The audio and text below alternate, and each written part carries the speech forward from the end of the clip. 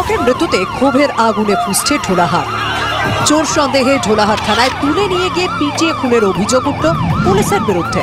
মৃতের নাম আবু সিদ্দিক হালদার, মথুরাপুরের ঘাট বকুলতলা এলাকার বাসিন্দা।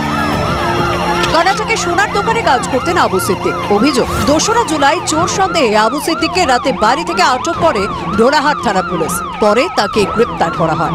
4 জুলাই কাকদ্বীপ মহকুমা আদালতে পেশ করে পুলিশ।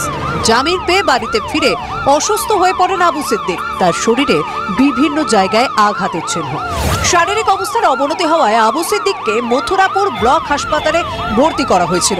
এরপর কলকাতার একটি নার্সিংহোমে স্থানান্তরিত করা হয়। সেখানে মৃত্যু হয় তার। পরিবারের দাবি, পরিকল্পিতভাবে চুরির মিথ্যে মামলায় আবু সিদ্দিককে ফাঁসিয়ে দেয় পুলিশ। আমাকে লকআপের ভিতরে বসিয়ে রেখে ওকে নিয়ে ছাদের উপরে 4টে পুলিশ নিয়ে চলে যায়।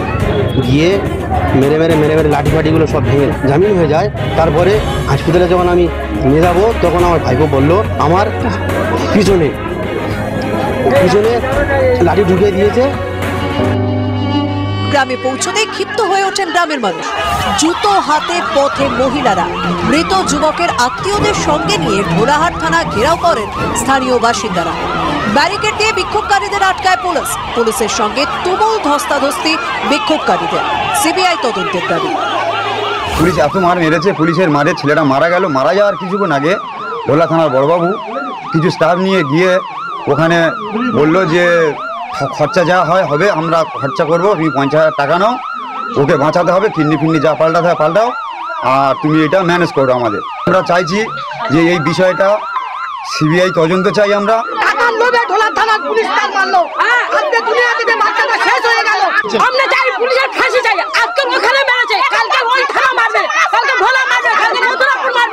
পরিবারের লোকজনেরা ইতিমধ্যেই বিক্ষোভ দেখাতে শুরু করেছেন। ঢোলাহাট থানার সামনে ব্যারিকেড দিয়ে পুলিশ বিক্ষোভকারীদেরকে আটকে রেখেছেন।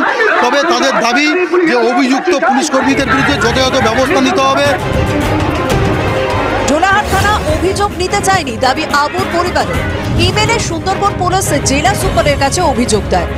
সুন্দরবন পুলিশ জেলার সুপার কোটেশ্বর রাও জানিয়েছেন, আদালতে পেশ করার সময় কোনো শারীরিক সমস্যা ছিল না। পরিবারের অভিযোগের ভিত্তিতে বিভাগীয় তদন্ত শুরু হয়েছে।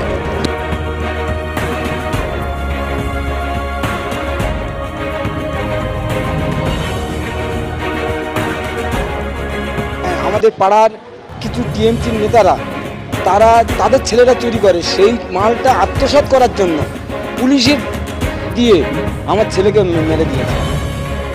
থানায় তুলে নিয়ে গিয়ে পুলিশের বেধড়ক মার, যার জেরে এক 22 বছরের তরুণের মৃত্যু হয়েছে বলে অভিযোগ সামনে এসেছে। যে গোটা বিষয়টা আদালতে গিয়েছে এবং সেখানে মৃতের পরিবারের তরফে বিস্ফোরক অভিযোগ করা হলো। জামিন নিশ্চিত করতে পুলিশকে 1,75,000 টাকা দিতে হয়েছে বলে দাবি করা হয়েছে নিহতের পরিবারের তরফে। এমনকি নিহত আবু সিদ্দিকীকে ইলেকট্রিক শক দেওয়া হয়েছে বলে অভিযোগ সামনে এসেছে। একেবারে আদালতে দাঁড়িয়ে মৃতের পরিবারের তরফে এই অভিযোগ করা হয়েছে। আমরা ঢোলাহাটের খবরে নজর রাখবো, তার কারণ সেখানে থানা ঘেরাও করে বিক্ষোভ দেখাচ্ছে কিছু মানুষ। কেন না তাদের দাবি যে পুলিশ হেফাজতে মৃত্যু হয়েছে একজনের। অভিযোগ গুরুতর, পুলিশ হেফাজতে মৃত্যু। জামিন পেয়েছিল, জামিন পাওয়ার পর অসুস্থ হয়ে যাওয়ার পর তাকে হাসপাতালে নিয়ে যাওয়া হয় এবং তারপর সেখানে তার মৃত্যু হয়। পুলিশ হেফাজতে তাকে মারধর করা হয়েছিল, এই অভিযোগ। পুলিশ হেফাজতে মারধর করা হয়েছিল এবং তারপর যখন জামিন পাওয়ার পর তাকে হাসপাতালে নিয়ে যাওয়া হয়। আজ কলকাতার একটি হাসপাতালে তার মৃত্যু হয় এবং তারপরেই থানার সামনে মৃতের পরিবার বিক্ষোভ দেখাচ্ছে।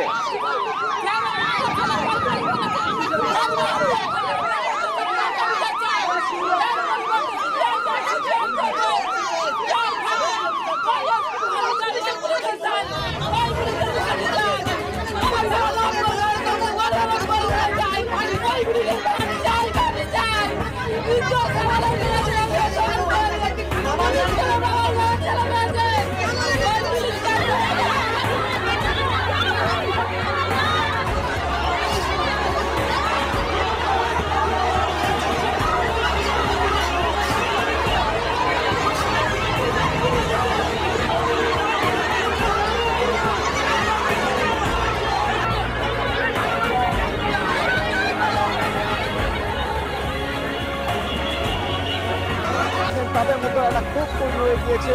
অভিযোগ উঠছে যখন পুলিশ হেফাজতে